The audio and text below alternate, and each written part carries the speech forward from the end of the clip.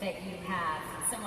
I was doing some research and someone said she will have more leverage than anyone else in the world. She will be the most powerful regulator of big tech on the planet. And I know you've expanded your role now. How are you feeling about it? Let's do the emotions first. Like, how does this feel?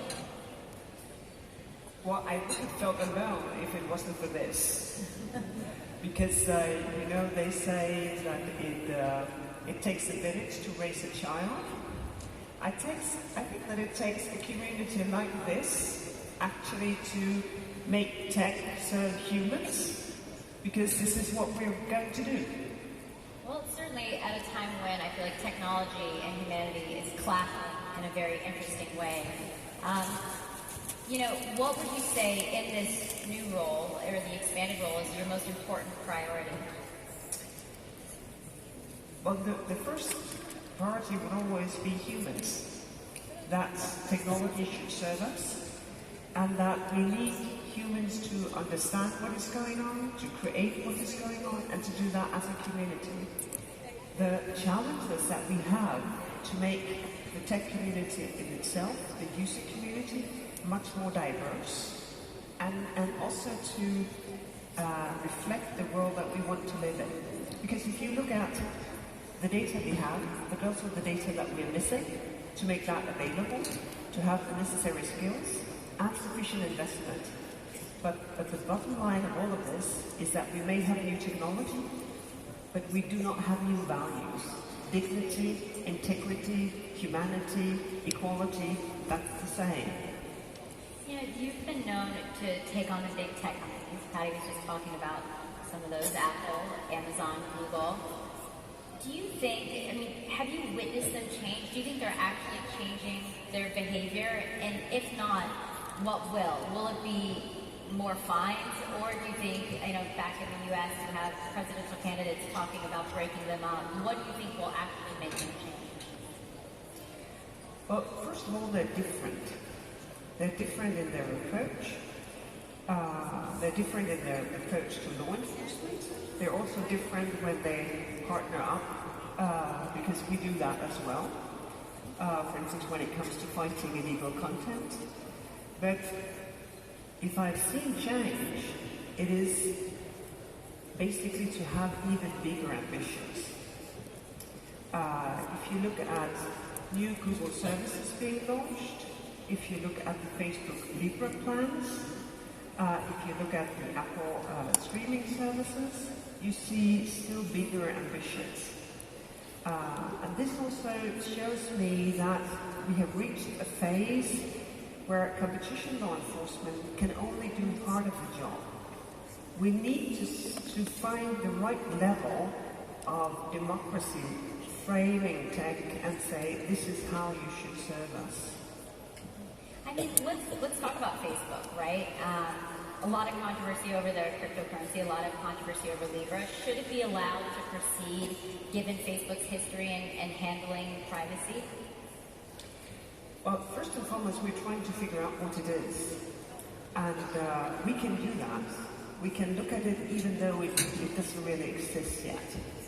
But this is not just for me as Commissioner for Competition. This is for the entire Commission. Because we have questions not only about tying of the Facebook product and the payment product and the dominance of Facebook, but colleagues of mine, they are asking questions about money laundering, terrorist financing, financial stability, all the things that may come when you create a currency that is not under the control of authority. You go to Silicon Valley, and I've been covering tech for a very long time. You go to Silicon Valley, you are actually feared in Silicon Valley. There's a total filter bubble in tech sometimes where you hear the U.S. government say a lot of things. You hear the FTC put these fines out there, the DOJ, but I think there's really a fear that you'll come in and make real changes. Do you think that U.S. regulators are afraid to really punish technology companies? There's a really interesting contrast between Europe and America. That may have been, but what I sense is a very renewed, not only interest, but also engagement by US authorities to start asking questions, to start engaging, to start investigating, to say, well, maybe there's an enforcer role for us here as well. And that is very, very welcome. You know, there's this ongoing debate at Facebook, going back to Facebook, about political ads. I'm sure you guys are speaking a lot about this. Twitter has drawn a hard line on making the decision to ban them. Jack Dorsey has said he won't allow political ads on the platform. Mark Zuckerberg says despite the fact that they could be spreading lies, that it shouldn't be up to the tech companies to judge what's true. Essentially, it's not their responsibility. I know you guys are thinking, you're thinking a lot about this type of thing. Who do you think is right? Well, I think we have discussed in depth, at length, in the real world, what we want to accept and what we will not accept. I simply do not understand why that is not the same thing in the digital world. Because this is something that we have discussed, and that's been back and forth, and it has taken us ages. And we say, well, this is the framework for political advertising. This is the framework for our democratic debate. Why that should be any different in a digital world, I don't understand. And the second thing is that maybe we should do even more. Because the risk is that we completely undermine our democracy. Democracy is supposed to take place in the open, where a political ad can be fact-checked, contradicted, different opinions can be offered, it can be supported. But if it's only in your feed, it's only between you and Facebook, and then micro-targeting of who you are, that's not democracy anymore. This is just privatized de facto manipulation of who you're going to vote for. A democracy is supposed to take place in the open. So since people listen to you in Silicon Valley, what would be your message to Mark Zuckerberg? Well, I of course listen very, very closely when Mark Zuckerberg gives evidence in hearings in the US Democracy Senate or Congress committees. What is inspiring is not just what you say, it's also what you do. He's an amazing creator of an amazing company, and if he himself put action behind his words, we would see change rapidly, and that would be very welcome. Well, what kind of action? When you see other companies, they say, as you mentioned Twitter, we will not have political advertising. That, of course, is not the end of that story, because you may still have bots and troll farms and all of that. But it's an important step forward where the company shows, well, these are our values. This is what we believe in. We are not just a neutral stream of whatever comes here. We have values here. And I'm not the CEO of Facebook, I'm not to judge, but I think the time has come where they should also put action behind their words. Part of your new role will be setting the agenda for regulations regarding artificial intelligence, and we are most certainly heading towards a future where biased AI could certainly have detrimental implications for humanity. How do you see your role to regulate that? What kind of regulations do you see putting into place around that? Well, it's very tricky. So the first thing that we'll do is, of course, to listen very, very carefully to stakeholders everywhere. But we'll also try to listen fast, because as we're speaking, AI is developing, and that is wonderful. Because I see no limits as to how artificial intelligence can support what we want to do as humans. Take climate change. I think we can be much more effective in fighting climate change if we use artificial intelligence. I think we can spare people for, awful, stressful waiting time between having been examined by a doctor and having the result of that examination, and maybe also more precise results in doing that. So I think the benefits of using artificial intelligence, they are with no limits. But we need to get in control of sort of the cornerstones so that we can trust it, that it has human oversight, and very importantly, that it doesn't have bias. Because if we accept bias, then we basically just take the world we have right now and we set it in stone. You know, I was recently speaking to someone who runs the Center for Humane Technology, and he was talking about the AI recommendation models that are being built by Google and Facebook and Twitter, and he was saying, you know, Lori, these companies know more about us than our doctors and our lawyers, our priests, confessionals combined. And he says, which means he thinks they should be treated as fiduciary. You know, they should, if they're not acting in our best interest, then we should have class action lawsuits. And that's the way we should start protecting ourselves in the future. So is that something you think about? I mean, are you considering any types of laws or regulations that would make platforms more accountable for what's on their platform? This is part of my mission letter.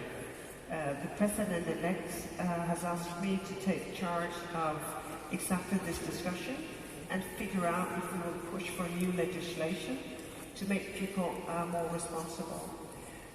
But there are more ways to deal with what you're referring to, because one thing is that we have, you could call it sort of digital citizen rights, the GDPR, but that doesn't solve the question of how much data can be collected about you.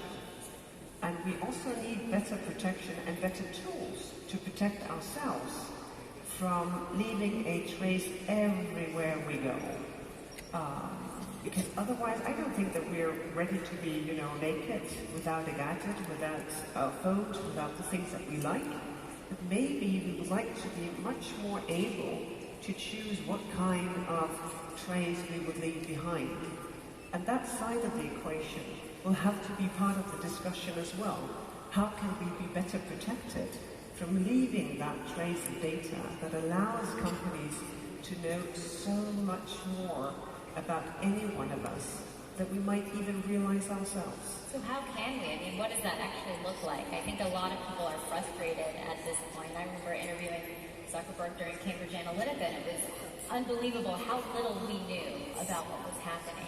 So, you know, you in this siege, what does that look like? Well, first of all, I myself am very happy that I have digital rights. My problem is that I find it very difficult to enforce them. The only real result of me reading terms and conditions is that I get myself distracted from wanting to read the article that wanted me to tap terms and conditions. So we need that to be understandable so they know what we're dealing with. And we need software and services that will enable us not to leave the same kind of trace as we would otherwise do. But, you know, I'm a kind of a liberal. I really hope that the market will also help us here, because it's not just for politicians to deal with this. It is in an interaction with the market that we can find solutions. Because one of the main challenges in dealing with AI is, of course, that there is a risk that we will regulate for yesterday, and then it's worth nothing. At what point do you think the big tech companies should be broken up? I know you said that this is the last thing in the toolbox, or this isn't what you're thinking of first, but at what point would you advocate for companies like Facebook, Google to be broken up? Like, two different perspectives. First, from a competition point of view, you would have to do something where breaking up the company was the only solution to the illegal behavior, to the damage that you have provoked. And we don't have that kind of case right now. I will never exclude that that could happen, but so far we don't have a problem that big that breaking up a company would be the solution. The second perspective is, of course, sort of the size in itself. But the problem in that debate is that people advocating it don't have a model as to how to do this. And if you know this story about an antique kind of creature, when you chopped out one head, I think 1, 2, or 7 came up. So there is a risk that you do not solve the problem. You just have many more problems, and you don't have a way of at least trying to control it. So I'm much more sort of in the line of thinking that you should say that when you become that big, you get a special responsibility, because you are de facto the rule setter in the market that you own. And we could be much more precise about what that then entails, because otherwise there's a risk that the many interesting companies, they have no chance of competing. You were recently talking about your plans to act against companies dodging tax obligations in countries where their users live, and they have lots of user data, but they don't exactly make it clear how that data is monetized. And you said something that I thought was really interesting. You said, one of the things I've learned is that it is not you searching Google, it is Google searching you. What did you mean by that? But if there is an imbalance between what you get and what you pay, then very often you're the product. It is you who are being searched, because all the data that you leave behind, they make you part of the product. So whenever you make a small query, well, that query is not just a window into the internet, it's also a window into you. And part of the amazing technology that they hold is the technology to not only predict what you want, but also to nudge you into making choices that you may otherwise not have made. And one of the reasons why I really love a good magic show is that this is labeled. You're going to be manipulated, because this is a trick. There is a card somewhere in the sleeve. There is something happening. And you find that it is fun, and you are amazed. And if that was the case all the time, then this is a prediction. We take all the data, all the knowledge we have about you, then you would have a different relationship. But here, at least for me, I still have this sense of, this is the right answer. This is the truth I am presented with, and not a prediction about what I want to do next. What do you think, as we head into 2020, what do you think is the biggest threat facing technology?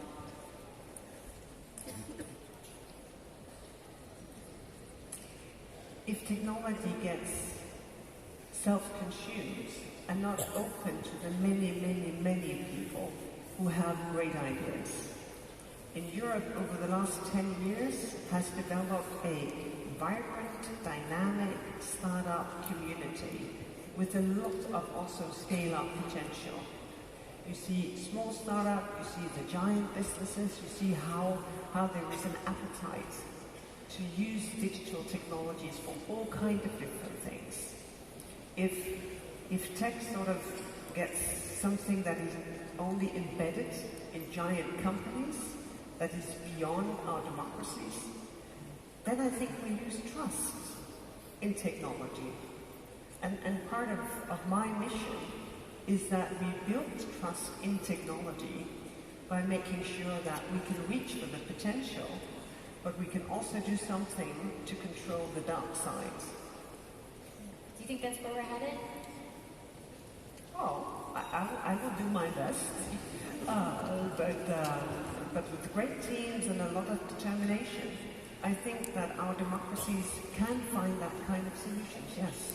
I have to ask this, because, he talks about a lot of people, but spoke about you recently. President Donald Trump accused you of being the person who hates the United States more than anyone I have met. I just want to give you the opportunity really quick.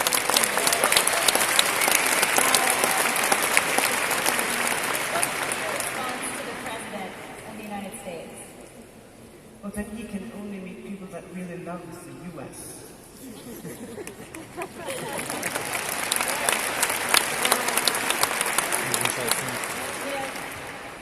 So going off of that, you have Donald Trump saying you hate the U.S. You've got Tim Cook saying the judgment against Apple was total political crap. You're just like this person who ruffles feathers left and right. Some of the most powerful companies and people in the world. I'd just be curious, like, where does this come from? Where does this drive come from? I know you grew up in a very religious family. You just go up against everyone. Are you ever fazed? Well, actually, maybe the point was that my family my both parents are priests of the Danish church, but they were never that religious. What they were open for contradiction. And when I was very small, I read, and we only had a weekly paper, and my dad was active in local politics. And there was a very, very angry piece in that paper saying that he was completely and everything was wrong and he should never and all of that. And I was devastated. And my dad, he was enthusiastic. This was exactly what he wanted to achieve, that someone contradicted him. So I have been taught that saying what you think, doing what you find to be the right thing, when people contradict you and disagree with you, that is not a mistake or an error or bad. This is the way the world is. So you should be able to stand there and do what you find to be the right thing.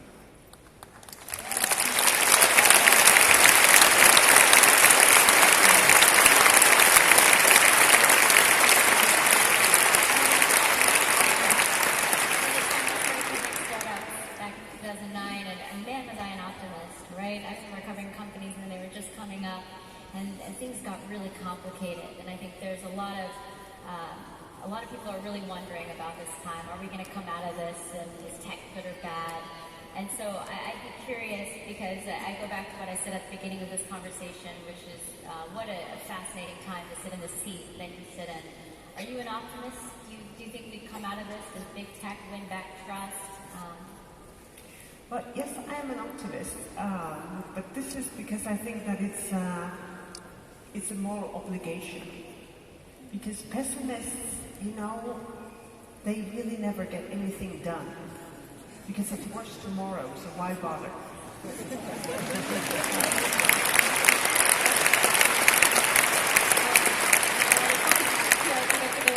Thank you so much. Well, it was a pleasure being here with you. Thank you very much.